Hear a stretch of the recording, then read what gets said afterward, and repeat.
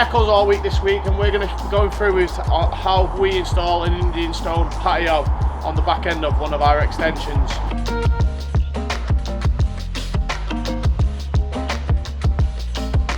For this project, we're going to be laying a 900 by 600 candler grate Indian stone. This is a natural stone product, and it has a riven face.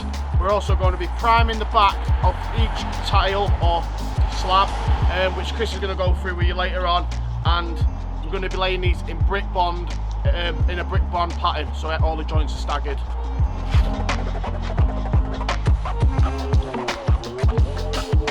On our ground prep, we use a Type 1 MOT, which we compact in 2 to 3 layers at 150mm depth.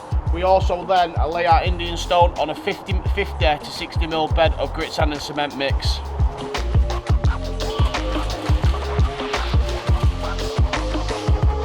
Right, tools you're going to be needing if you decide to do your own patio is, you're going to need a 6-foot level, a 4-foot level. You'll need some pins and line for setting out your lines. You'll also need a soft brush, a trowel. You don't have to be in Marshalltown. You can get yourself a cheap one from B&Q, and you're going to need a maul for tapping the paving stones down. You'll also need a steel saw, a mixer, and a tape measure, which was in my pocket.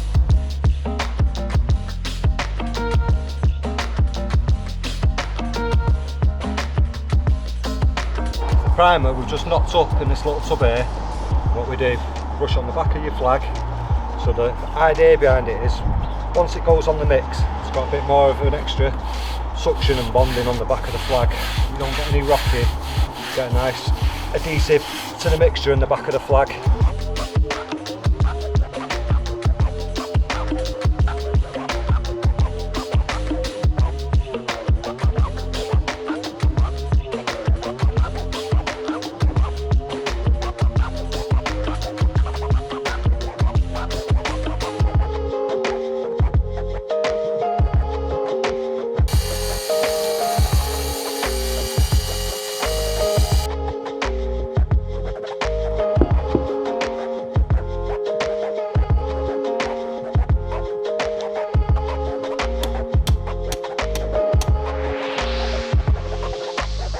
So, as you can see, we lay our Indian stone on our full bed, grit, sand and cement mix, and we do it on a 3-to-1 ratio. I know other pavers, they sometimes lay on a mortar mix or a sand lime mix, but my preference is, and my preferred way is laying on a grit, sand and cement mix.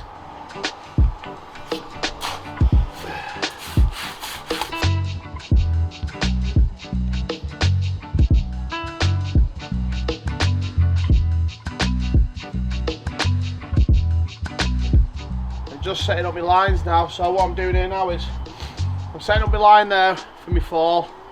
I'm going to set my line, I've got my line here for my fall, and then all I do then is I lay my flags to my lines. So I'll pin across, and then I just lay that, and I use my level as a guide as well, so your line kind of time giving you your levels. It's a lot easier than just trying to work off your level, and it makes your work, I think, look flatter.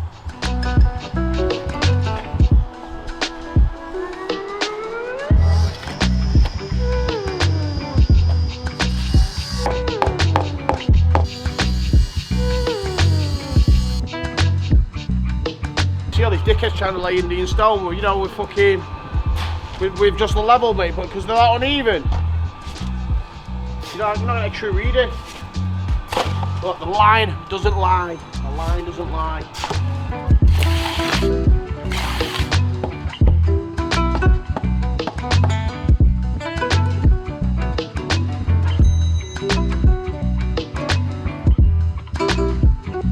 So when you're laying your Indian stone to your level, you want to make sure it's nice and flat, it's level by looking at the bubble, and also if you look underneath your level, you want to make sure there's no voids, and pretty much most of the slabs are touching on the underside of the level. So as you can see there, there's like, you get them little divots there, and there, because they're a riven Indian stone again, you will get parts that won't touch your level, but as long as 90% of it is, you'll be alright.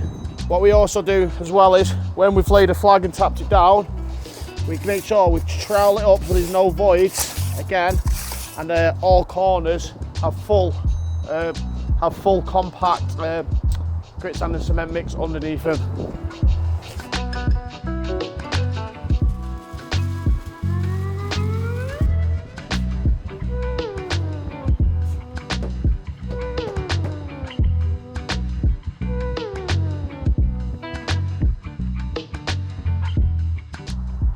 We've finished the patio now. We're literally just running a set of edgings in, and the edgings we use these are called a tegular drive set curve from Marshalls, and I think they really, because it's got that tumbled look or rustic look, it really sets off the edgings against the Indian stone.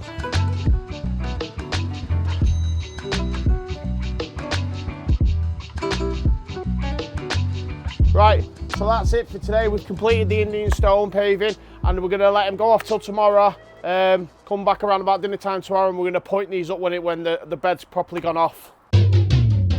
Right, so we're going to be grouting the Indian stone up now, and we use flow point fine from Ultrascape.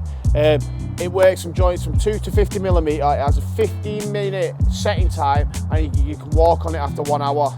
So it's really, really good gear, and this is what we recommend most people use instead of the other resin products out there. But yeah, we'll start getting this in now. So before you pour your flow pro onto the flags, make sure you give the base a good soaking, so it stays, the product doesn't go off as quick on you and stay in the flags.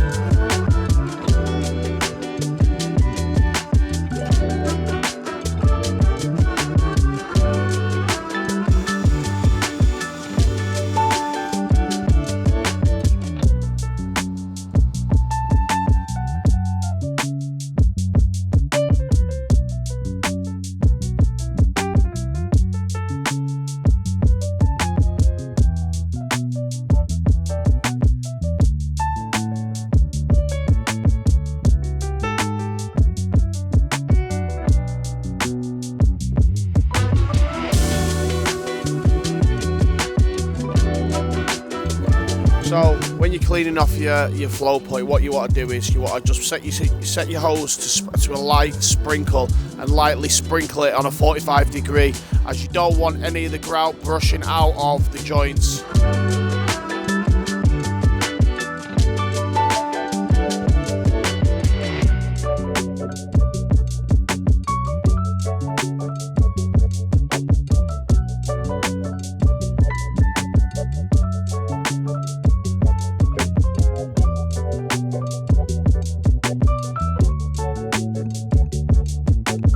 Thanks for watching, guys, and if there's any questions you want to know on anything else that we might have missed, let me know and I'll try and answer them down in the comments below. If you liked what you've seen, also please like and subscribe.